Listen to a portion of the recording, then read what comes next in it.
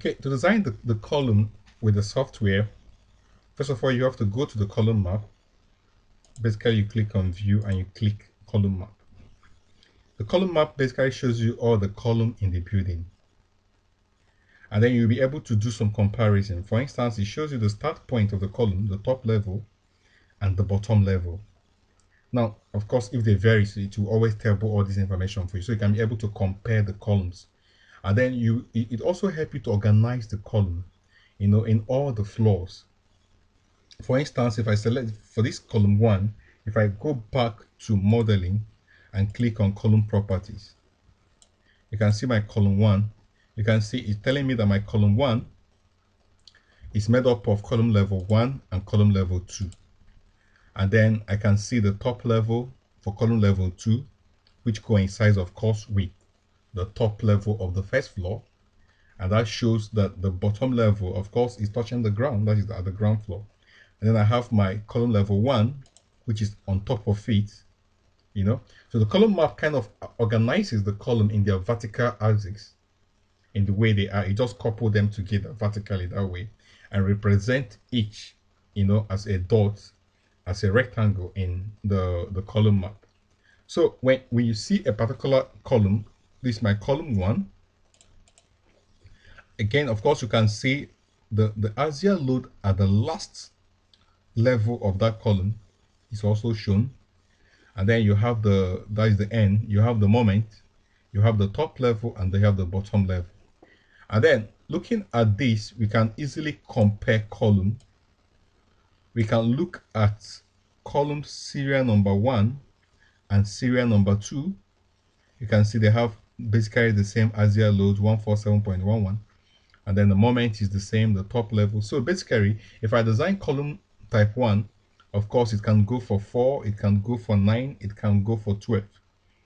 This is one good advantage of the column map. It gives you that opportunity to be able to compare columns, to know what happens in the column, to know whether the column can be actually of the same type, and save you the time of going to design a column, and at the end of the day you discover that they are almost the same type. So the column map basically helps you to organize the column in a very wonderful way. Okay, so for me to design column 1, of course, as I said before, you just go to modeling and you click on column properties. Then the column property window comes up, and then I can be able to start from the top to design. Okay, and then all I need, the software have already calculated the D over H, which is 0.8. We have M over BH square FCU, which is 0.0246. We have N over BH FCU, which is 0.02252. All I need to do is to go to the column chart, which I have here, and then you can be able to get the P1 FY over FCU value.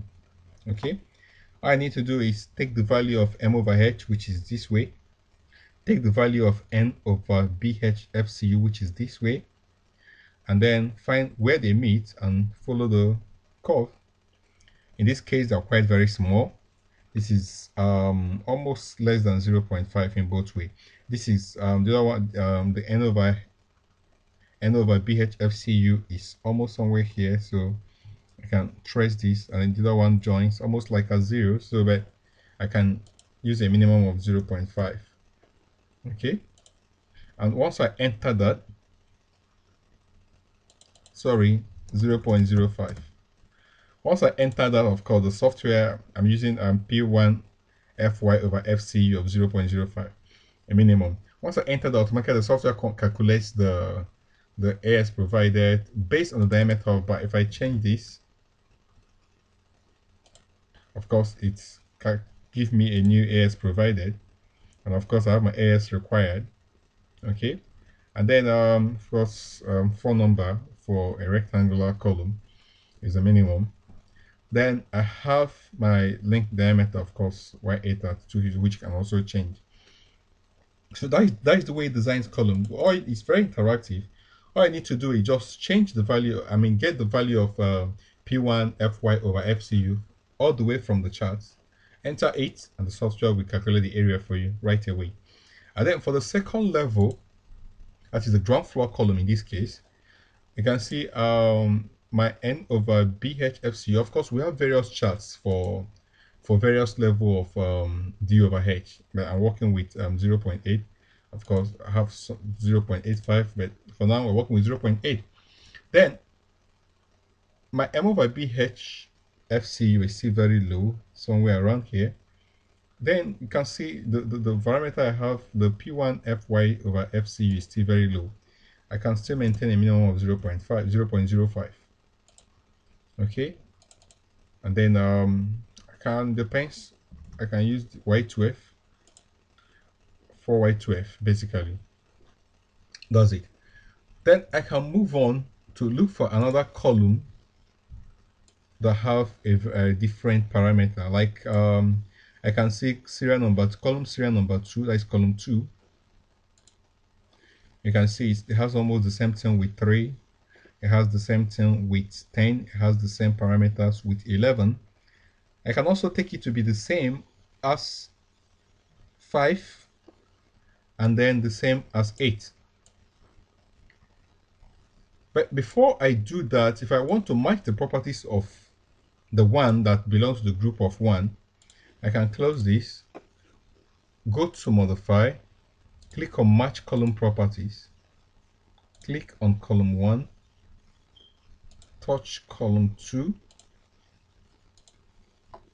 touch column 4, touch 9, touch serial 12. As you can see, the software turned them to CT1, CT1, changing the column type. And of course, the column type you can also control from the column type ID. If whatever you are used to calling your column type, so that's what we're going to show on the GA in all the floor GAs, as wherever that column appears, it's going to call it column type 1, and it's quite another good utility. So you don't actually waste your time trying to type the column in all the floors. Okay, the software does all those coordinations for you, so that when you bring out your bin GA, the floor GA, automatically the columns are there. And then again, I can design my column 2. Just go back to modeling, bring up my column properties again, go to column 2, select the first level.